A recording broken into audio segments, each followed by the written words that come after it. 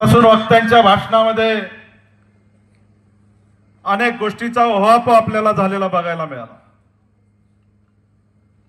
परंतु आपलं जे स्वाभिमानी पॅनेल आहे, स्वर्गीय यशवंतराव चव्हाण साहेबांच्या विचाराचं पॅनेल आपण उभा केलेला आहे आणि या पॅनेललाही नाव आपण स्वर्गीय यशवंतराव चव्हाण साहेबांचंच दिलेलं आहे। समोर आपण ज्यांच्या विरोधात लढतोय ते गेली 54 वर्ष एका घरामध्ये सह्याद्री सहकारी साखर कारखान्याची सत्ता आहे। आताचे विद्यमान चेअरमन जे आहेत ते गेले 30 वर्ष सह्याद्री सहकारी साखर कारखान्याचे चेअरमन आहे। परंतु त्यांच्या समोर प्रश्न काय की माझा युवराज कसा सेट झाला पाहिजे। बरोबर आहे ना? युवराज सेट करण्यासाठी आताचे विद्यमान चेअरमन मग्न आहेत आणि दुसरे आताचे जे आपण सगळ्यांनी निवडून दिलेले आमदार ते कशामध्ये मग्न आहेत? स्वतःचा भाव कसा सेट झाला पाहिजे। खरं तर सभासदांनी आता जागा होण्याची गरज आहे। शेवटचे 2 दिवस राहिलेले आहेत। 30 वर्षामध्ये इथल्या विद्यमान चेअरमनांनी काय केलं हे तुमच्या सगळ्यांच्या समोर आहे। ज्या चेअरमनचे युवराज जागोजागी बैठका घेतात आणि लोकांना सांगतात का मी सह्याद्री सहकारी साखर कारखाना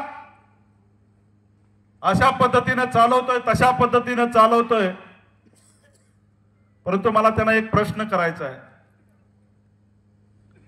की तुम्ही नवीन जी मिल चालू करणार होता त्या मिलचं भूमिपूजन सह्याद्री सहकारी साखर कारखान्याची मोळी टाकताना घेतलं आणि त्यावेळेला तुम्ही घोषित केलं की या वेळेला सह्याद्री सहकारी साखर कारखाना 11,000 गाळप करेल। सभासद बांधवांना मला प्रश्न आहे, खरंच 11,000 गाळप ह्या सह्याद्री सहकारी साखर कारखान्याचे यावर्षी झालं का? हा खऱ्या अर्थानं प्रश्न सभासद बांधवांच्या मनामध्ये आहे। गेल्या 30 वर्षामध्ये सह्याद्री सहकारी साखर कारखान्याचं इथल्या विद्यमान चेअरमनांनी वाटोळं केलं। सभासदांची लूट केली, शेतकऱ्यांची लूट केली, कामगारांना वापरून घेतलं।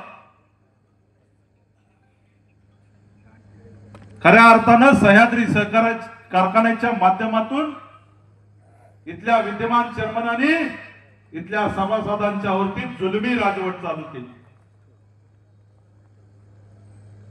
कधीतरी सभासद बांधव जागे होणार का नाही? कधीतरी आपल्या मनामध्ये प्रश्न निर्माण होणार का नाही? इथं बसलेल्या अनेक सभासदांचा 20-20, 21 महिन्यानं ऊस गेलेला आहे।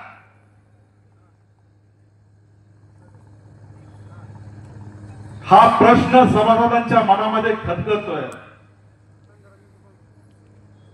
कधीतरी त्यांना एक वेळा घरी बसवण्याची आज वेळ आलेली आहे। सह्याद्री सहकारी साखर कारखान्याचं एक्सपान्शन व्यवस्थित करू शकत नाही। महाराष्ट्रातल्या अनेक सहकारी साखर कारखान्यांनी को जनरेशन केलं, अजून यांना को जनरेशन करता येत नाही।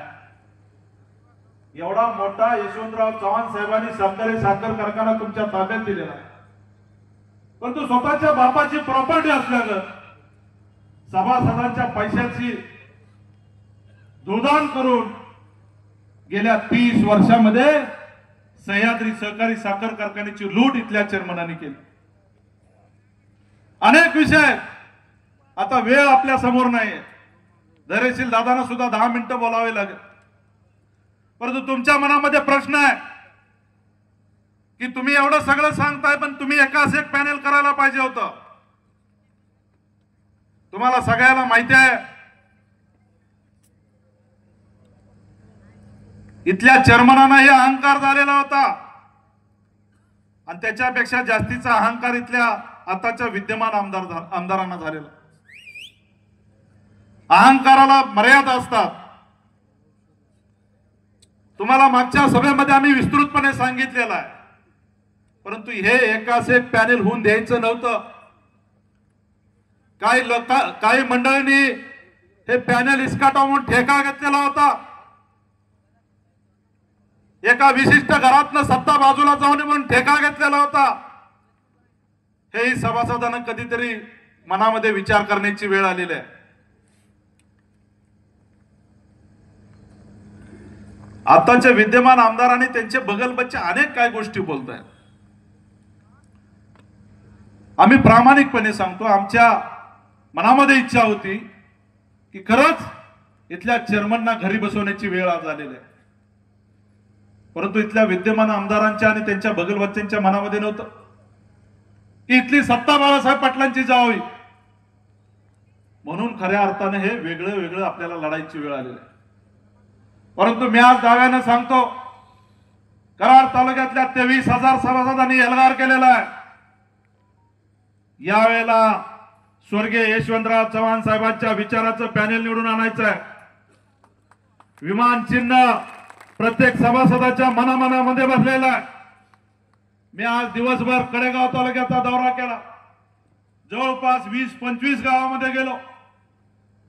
प्रत्येक गावातल्या सभासदांची इच्छा आहे की तुम्ही जे पॅनेल उभा केले, तुम्ही जे शेतकऱ्यांचं नेतृत्व करणारी शेतकऱ्यांची पोरं, तुमच्या पाठीशी आम्ही सगळेजण उभा राहणार आहे.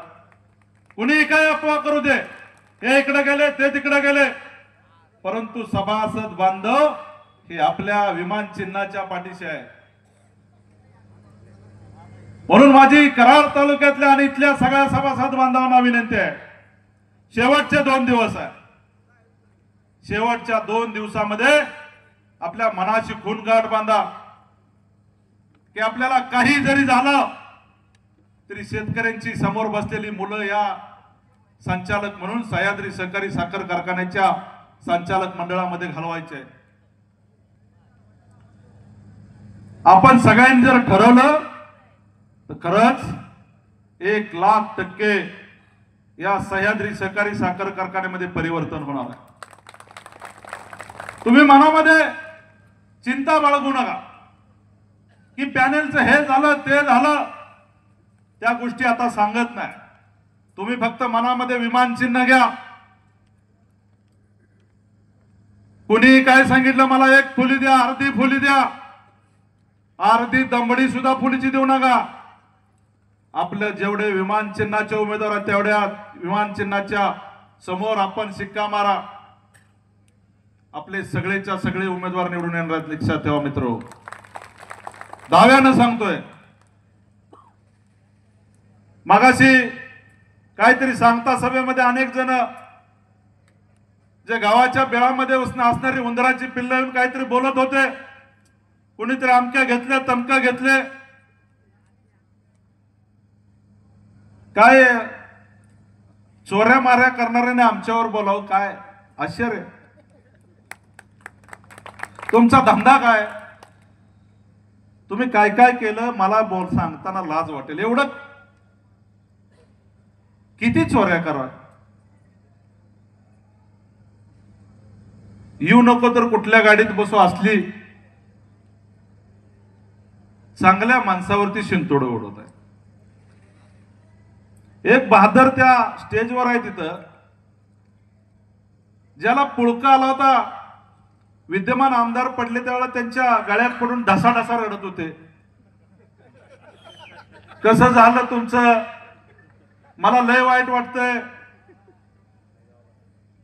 अशाने आम्हाला शहाणपण शिकवायचं. तुझे काळे धंदे मला माहिती आहेत, किती काळे धंदे आहेत. मी प्रामाणिकपणाच्या माझ्या अवलाद आहे, मी कुणाचे माप टाकत नाही. पण तू माझ्या बोलायला लागला तर तुला लंगोटी सुद्धा राहणार नाही. तुझे किती काळे धंदे, किती शासनाचं काय काय करतोयस. मी नुसता पेन कागद घेतला ना, त्याचा रेड्डी बंधू करून टाकेन मी. रेड्डी बंधू माहित आहेत का तुम्हाला. अशा लोकांनी अरे इथं सह्याद्री सहकारी साखर कारखाना सभासदांचा कारखाना आहे. हा प्रामाणिक लोकांनी उभा केलेला साखर कारखाना आहे. हा कदापि सह्याद्रीचे सभासद चोराच्या हातात देणार नाहीत. आपण सभासदांनी चोरापासून सावध राहा घोषणा दिली पाहिजे. काय काय स्टेजवरती चोर बसलेले आहेत. जत्रेतले पैसे सुद्धा खिशात घालून पळतील असे चोर आहेत. तुम्ही सावध राहा. आम्ही स्वाभिमानी शेतकऱ्यांची पोरं आहे. माझ्यासारख्याचा जर 1 रुपयाचा भ्रष्टाचार दिसला तर आयुष्यभरासाठी राजकारणातून संन्यास घेईल. आयुष्यभरासाठी राजकारणातून संन्यास घेईल. मी प्रामाणिकपणे धंदा करतो. बॅलन्स शीट माझी चेक करा. उदात्त भावनेनं समाजाची सेवा करण्याचं वृत्त घेतलेलं आहे. आणि आमची भूमिका आहे, स्वर्गीय यशवंतराव चव्हाण साहेबांनी जी संस्था उभी केली ती संस्था महाराष्ट्रातली 1 नंबरची संस्था चालवण्याची आमची भूमिका आहे. आम्ही 30 वर्षात कधीही तुम्हाला अडवलं आलेलं नाही. परंतु तुमचे जे धंदे चालले, तुम्ही जे करताय हे सभासदांना आवडलेलं नाही. म्हणून स्वर्गीय यशवंतराव चव्हाण साहेबांच्या विचाराचं हे पॅनेल उभा केलेलं आहे. सभासदांनो, तुम्ही डळमळीत होऊ नका. आपलं पॅनेल 100% निवडून येणार आहे. सह्याद्री सहकारी साखर कारखाना महाराष्ट्रातला 1 नंबरचा करून दाखवू. सह्याद्री सहकारी साखर कारखान्याचा दर पश्चिम महाराष्ट्रात 1 नंबरचा करून देऊ. उरलेल्या सगळ्या सभासदांना न्याय देऊ.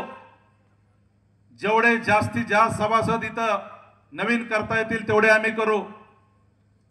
जो अन्याय इथल्या विद्यमान चेअरमनांनी केलाय तो अन्याय सगळा तुमचा पुसून काढू. कामगारांना न्याय देऊ. तुम्हाला मोफत साखर देऊ. वेळ पडली तर सह्याद्री सहकारी साखर कारखान्यावरती IIT सारखा इंजिनियर आणून तिथं एमडी बसू. 10 पैशाचा सुद्धा भ्रष्टाचार होऊ देणार नाही अशी भूमिका घेऊन आम्ही व्यासपीठावरची मंडळी सगळी काम करणार आहोत.